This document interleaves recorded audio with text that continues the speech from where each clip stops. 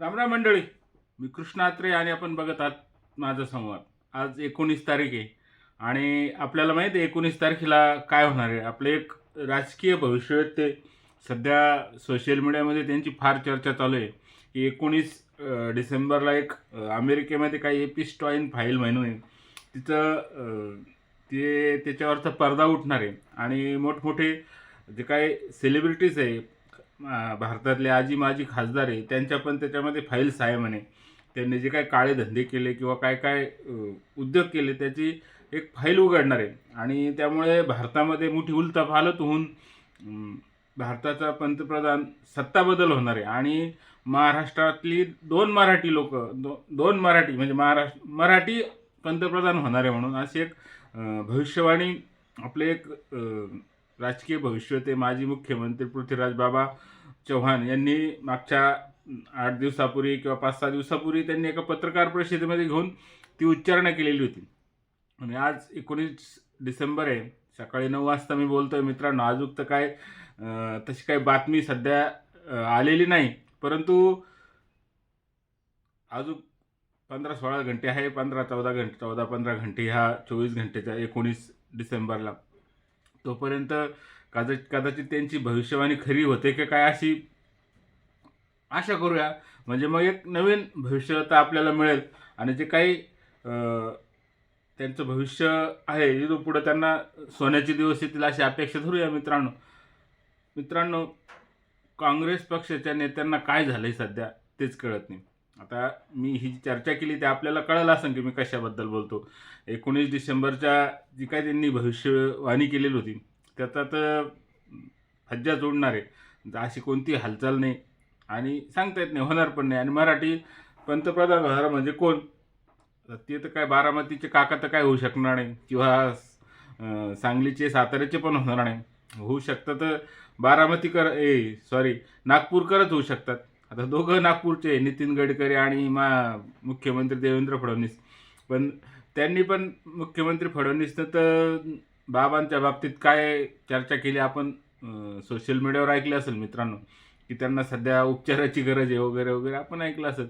पण मला कळत नाही मित्रांनो, एवढा मोठा पक्ष आणि बाबांबद्दल खरंच मला पण आदर आहे. कारण त्यांचं जे काही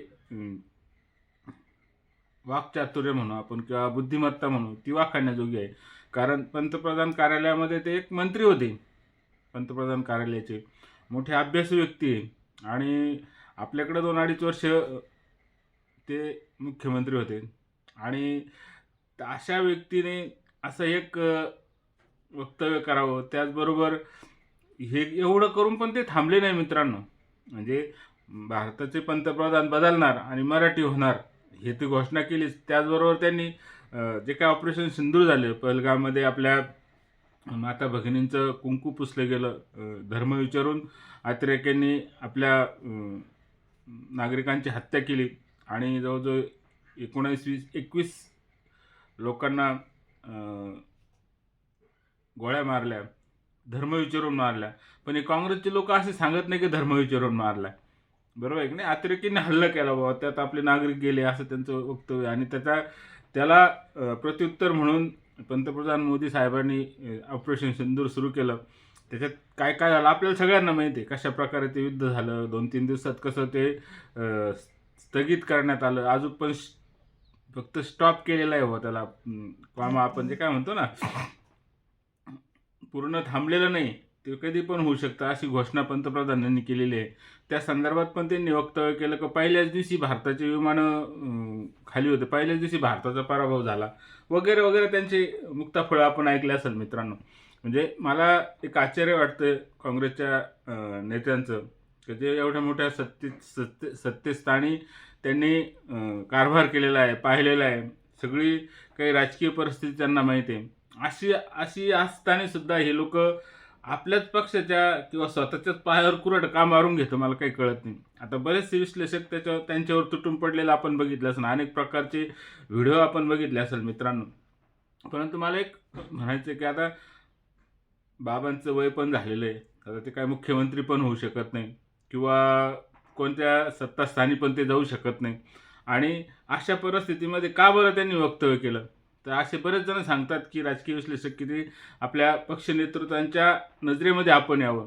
कारण महाराष्ट्राचे जे काय प्रदेशाध्यक्ष आहे सपकाळ म्हणून, ते काय सध्या म्हणजे कोणी त्यांना ओळखत नाही जास्त, किंवा ते लॅमलाईटमध्ये नाही किंवा प्रसिद्धीमध्ये नाही. काय वक्तव्य करतात ते वेगवेगळे भाजप संदर्भात किंवा मुख्यमंत्र्यासंदर्भात वगैरे वगैरे, तेवढ्यापुरतं त्यांच्यावर प्रकाश झोत परंतु असा प्रकाश झोतामधली व्यक्ती नाही आहे ती. म्हणजे जसं काय पृथ्वीराज बाबा प्रकाश झोतातले, कारण एक आत्ताच्या वक्तव्यामुळे सगळ्या सध्या 2-3 दिवसापासून गदारोळ चालू आहे त्यांच्या वक्तव्य. म्हणजे पण मराठी पंतप्रधान होईल या संदर्भात कोणी चर्चा करत नाही, पण सिंदूरच्या बाबतीत ज्यांनी जे काही वक्तव्य केलं ते देशविरोधी कसं आहे आणि पाकिस्तान धार्जिणे कसं आहे, पाकिस्तानमध्ये त्यांचे वक्तव्य कशा प्रकारे मोठ्या प्रमाणात दाखवले जातात आणि पाकिस्ताननी जे पहिल्यापासून जे काय म्हणतात की आमचा विजय झाला, आम्ही भारताचे राफेल्स पाडले ऑपरेशन सिंदूरमध्ये वगैरे वगैरे, आणि त्यांनी कसा आमचा विजय झाला आणि भारताचा पराभव झाला. अमेरिकेचे राष्ट्राध्यक्ष डोनाल्ड ट्रम्पसुद्धा याची वारंवार म्हणतायत ते काय हे त्यांना शांतता नोबेल पारितोषिक पाहिजे म्हणून. परंतु जे काही फाईल्सच्या संदर्भात त्यांनी चर्चा केली आणि ऑपरेशन सिंदूरच्या संदर्भात चर्चा केली, त्यामुळं सध्या पृथ्वीराज बाबा मस्तपैकी प्रसिद्धी माध्यमामध्ये प्रसिद्धीचं झोत त्यांच्यावर हे केलेले आहे. आता टीका करताना का करेन का जायना सोशल मीडिया किंवा आपले बातमीदार म्हणा किंवा टी व्ही चॅनल्सद्वारे म्हणा किंवा लिखित जे काय छापील वर्तमानपत्र आहे त्यांची चर्चा चालू आहे. अशा काळात जे काही काँग्रेसचे पुढारी एक वन साईडला गेलेले होते आणि त्यांच्यावर प्रकाश झोत नव्हता, कोणी त्यांना विचारत नव्हतं, अशा काळामध्ये पाकिस्तान प्रेम त्यांच्या तोंडातून निघालं, त्यामुळे एक गदारोळ माजलेला आपण बघितलं असेल मित्रांनो. तेच आता महापालिकाच्या निवडणुका घोषित झालेल्या आहे. अशा काळामध्ये आपला पक्ष अडचणीत येऊ नये हे तरी कमीत कमी ह्या नेत्यांनी बघायला पाहिजे ना मित्रांनो.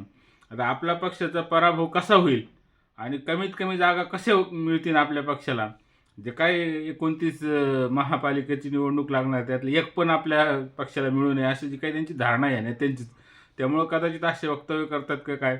आणि मित्रांनो, काँग्रेस पक्षाची अवस्था सध्या खालावलेली तर आहेच, आपण बघितलं असेल. सत्ता नसल्यामुळं कोणत्याही पक्षाची स्थिती अशीच होते, परंतु त्यांचे नेते आणखीन त्याला हातभार लावतात, बरोबर आहे की नाही. कालच आपण बघितलं असेल जे का राजीव सातव यांच्या पत्नी आहे त्यांनी भाजपामध्ये प्रवेश केलेला आहे. विधान परिषदेच्या आमदारकीचा त्यांनी राजीनामा देऊन हे केले, राजीनामा दिला आहे त्यांनी आमदारकीचा, काँग्रेसने दिलेली. त्यामुळे निश्चितच काँग्रेस पक्षामध्ये सर्व काही आलबेल आहे असं काही नाही. आणि त्यात नाना पटोलेंसारखे वाचाळवीर बडबड करतात की भाजपाला माज आला आहे म्हणून. अरे तुमच्या पक्षात काय चालू आहे ते सांगा ना तुम्ही. म्हणजे तुमच्या पक्षात ज्यावेळेस एखादा नेता प्रवेश करतो त्यावेळेस तुम्हाला माज येतो का? जे आपण बोलतो काय, सर्वसामान्य जनतेच्या प्रतिक्रिया त्याच्या प्रति उमटणार काय, म्हणजे कमीत कमी लोकांच्या भावना दुखू नये एवढं तरी ह्या नेत्यांना कळायला हवं ना. परंतु म्हणतात ना फार म्हणजे त्यांचं वरिष्ठ नेतृत्व ते फार खालपर्यंत लोक हे समाजापासून किंवा लोकांपासून कसे तुटलेले आहे, त्यांचा संपर्क कसा कमी झालेला आहे आणि अशा बेताल वक्तव्यांनी ते आणखीन आपल्या पक्षाला आणि स्वतःच्या इमेजला खराब करतायत मित्रांनो. मराठी पंतप्रधान होईल की नाही माहीत नाही, त्यांचं तर होणार नाही. सध्या भाजपचे काय NDAची आघाडी आहे, जवळजवळ 300 खासदार त्यांच्याकडे आहे आणि यांचे 240 आहे. त्यामुळं इंडिया आघाडीचे एक पण नेता मराठी होऊ शकत नाही. आणि झालं तरी महाराष्ट्रामध्ये असं कोण आहे आत्ता मग काँग्रेसमध्ये किंवा इतर पक्षामध्ये का आपले उद्धव ठाकरे होऊ शकतात का, काय सांगता येत नाही. म्हणजे किंवा संजय राऊत सारखा व्यक्ती पण होऊ शकतो मराठी म्हटलं, बरोबर आहे की नाही. परंतु हे सगळ्या बोलाचीच कडेन बोलाचीच भात आहे. आपलं वक्तव्य कशा प्रकारे लोक ॲक्सेप्ट करतील किंवा त्याच्यावर कसे तुटून पडतील याचासुद्धा सारासार विचार हे लोक करत नाही मित्रांनो. त्यामुळं आणखीन त्यांच्या पक्षाला रसातळाला ते घेऊन जात आहे. सध्या निवडणुकीचा वारा आहे. आपल्या कमीत कमी मतं जरी नाही मिळाले, जे आहे ते टिकले तरी चालेल, परंतु जास्त नुकसान होऊ नये आपल्या वक्तव्यातून ही तरी खबरदारी हे नेत्यांनी घ्यायला हवी. परंतु ते काय सत्तेची मस्ती त्यांना चढलेली होती 60-70 वर्ष, अजून का त्यांना वाटतं का आपण सत्तेमध्येच आहोत.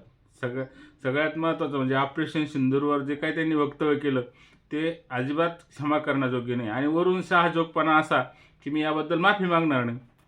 की ज्या ऑपरेशन सिंदूरच्या काळामध्ये प्रत्येक दिवशी जे काही आपले संरक्षण खात्यातले अधिकारी आहेत त्यांनी दररोज प्रेस कॉन्फरन्समध्ये सगळ्या गोष्टी उघड केल्या, सांगितल्या. ते सांगितलेच नाही, त्याचे पुरावे पण दिले. म्हणजे कशा प्रकारे तिथलचे ते वेगवेगळे एअरपोर्ट उद्ध्वस्त केले, सगळ्या गोष्टी त्यांनी दाखवल्या ना, म्हणजे पुराव्यासहित दाखवल्या. तरी सध्या ह्या लोकांना विश्वास बसत नाही. आणि आजच नाही मित्रांनो, म्हणजे ऑपरेशन सिंदूरवरच शंका घेत नाही तर अनेक मागचे जेवढे मोदी सरकारच्या काळामध्ये कारवाई झाल्या, पाकिस्तानचा एअर स्ट्राईक झाला, सर्जिकल स्ट्राईक झाला, काय काय सगळ्या गोष्टी केल्या, तर ते मान्य करायलाच तयार नाही. फक्त एकच यांच्या मागं की आपला जो काही अल्पसंख्याक मतदार आहे तो आपल्यापासून तुटून जाऊ नये. अहो, जाणारच नाही ना, भाजपला हे लोक मत देतच नाही अल्पसंख्याक समाज. त्यामुळे तुम्ही त्यांचे मत तुम्हाला फिक्स आहे, तरीसुद्धा जे काही इतर समाजाचे, हिंदूंचे म्हणा किंवा इतर मतं तुम्हाला पडतात, ते पण त्याच्यात तुम्ही अशा वक्तव्याने घालवतात. हा सुद्धा हे विचार करत नाही. एवढे मोठ्या सत्तास्थानी राहिलेले लोक जर असे बावचळ्यासारखे वक्तव्य करत असेल किंवा असे बिनबुडाचे आरोप किंवा बिनबुडाचे वक्तव्य करत असेल आणि वरून माफी पण मागत नसेल किंवा वक्तव्य मागं पण घेत नसेल, तर सर्वसामान्य जनता त्यांच्यापासून तुटतायत हे त्रिकाळ सत्य आहे मित्रांनो. माझ्यासारखा सामान्य व्यक्तीसुद्धा त्यावर व्यक्त होतोय. असे अनेक लोक आहे जे सोशल मीडियावर नाही आहे किंवा बोलत नाही, परंतु त्यांच्या अंतस्थ ते वाटतं नाही. लोक काय बावळटपणा करतायत बाबा. सगळा देश ऑपरेशन सिंदूरच्या याच्यामध्ये मोदी सरकारच्या पाठीशी होता. आणि जे काही पाकिस्तानचे हाल झालेली आजची स्थिती पाहतोय आपण पाकिस्तानची. आणि मला एक विशेष वाटतं मित्रांनो, पाकिस्तान इतकी खस्ता हालत आहे त्यांची, खायला दाणा नाही. सातत्याने त्यांचे नेते वेगवेगळ्या देशांकडे जाऊन भीक मागतायत. आपल्या समाजाला, आपल्या देशातल्या जनतेला खाऊ काय घालायचं ही मोठा प्रश्न त्यांच्या पुढं गहन पडलेला आहे. आणि आपल्याकडचे नेते पाकिस्तान प्रेम का बरं त्यांना एवढं उफाळून येते कळत नाही मित्रांनो. या पाकिस्तान प्रेमापायी आज काँग्रेसची ही स्थिती झालेली. 26/11चा त्यांच्या काळामध्ये जे जे काय अतिरेकी हल्ले झाले त्या सगळ्याच्या काळाच्या आठवणी काढून बघा मित्रांनो. 26/11चा हल्ला म्हणा किंवा अनेक जे काही सोनिया गांधी रडल्या होत्या त्या अतिरेक्यांचं मृत्यू झाल्यानंतर किंवा त्यांच्या ऑपरेशनमध्ये ते मारल्या गेल्यानंतर, ते पण ऐकतो सातत्याने. म्हणजे अतिरेक्यांबद्दल त्यांना प्रेम आहे. जे काही कसाब जर सापडला नसता 26/11 याच्यामध्ये, तर तो हल्लासुद्धा RSSनेच केला असं त्यांनी बॉम्बाबॉम्ब केली असती. परंतु भारताचं नशीब आणि की इतर भाजपचं नशीब कसाब जिवंत सापडला. आणि ते ओंबळे साहेबांना धन्यवाद द्यायला पाहिजे सगळ्या लोकांनी की त्यांचे सगळं जे काही षडयंत्र होतं काँग्रेस पक्षाचं ते उजागर झालं. त्याच्यानंतरची स्थिती काय होती, काय राजकीय धोरणं होते. आता त्यांचे पी चिदंबरांनीच वक्तव्य केलं की आमची तयारी असताना आम्हाला वरून आदेश आला का काही करायचं नाही वगैरे, आपण ऐकलं असेल मित्रांनो. असं जर तुमच्या काळामध्ये असेल आणि मोदी सरकार त्याच्या विरुद्ध जाऊन काही घटना झाली तर त्याला प्रत्युत्तर देत असेल, हे भारतीय जनता म्हणजे मोठी अभिमानाची गोष्ट असते त्यांच्या मनामध्ये. तुम्ही तर काहीच करत नव्हते. डोजियर पाठवून फक्त काय धमकीचे किंवा बातचीतचे हे करू, अमन की आशा वगैरे काय ते चालू होतं ते आपण बघतो मित्रांनो. या सगळ्या याच्यामुळं बाबांची तब्येत सध्या बिघडलेली दिसते आणि त्यांना उपचाराची नितांत गरज आहे. किंवा मग एखाद्या त्यांच्या वर्चस्व काय वरिष्ठ नेत्यांनी त्यांची दखल घेऊन काहीतरी पद द्यावं त्यांना, म्हणजे थोडंसं त्यांना मन समाधान होईल. कारण हे सत्तेशिवाय जगलेले नाही ना लोक, हे बरेच दिवस 60-70 वर्ष सत्ता त्यांच्या अंगा खांद्यावर खेळलेली. प्रत्येक गोष्ट सत्तेची इतकी सवय झालेली, त्यामुळे आज ते म्हणतात ना पाण्याशिवाय मासा तडफडतो, तसं हे काँग्रेसचे नेते सत्तेशिवाय तडफडतात आणि असे काही पण बावळटपणे वक्तव्य देत असतात मित्रांनो. आता त्या फाईलमध्ये कदाचित भारताचे कोणते नेते हे काय आहे, त्यात राहुल गांधीची फाईल निघाली, मग काय करायचं, बरोबर आहे की नाही. जोगळेकर साहेबांनी तो व्हिडिओ केला की त्या फाईलमध्ये कदाचित राहुल गांधींचाच व्हिडिओ आला, तर काय करायचं मग काय उत्तर देणार हे लोक. अशी सगळी घटना आहे मित्रांनो. म्हणून आज 19 डिसेंबर आहे, सगळी वाट पाहत आहेत काय रात्री 12पर्यंत कदाचित मराठी व्यक्ती पंतप्रधान होतो काय. असं आहे मित्रांनो. तुम्हाला ह्या वक्तव्याचे खरंच तुम्ही त्या मानतात की ते खरं बोलतायत म्हणून व्यक्त व्हा मित्रांनो. विषय जर आवडला चॅनल सबस्क्राईब करा, लाईक करा आणि व्हिडिओ पाहिल्याबद्दल धन्यवाद.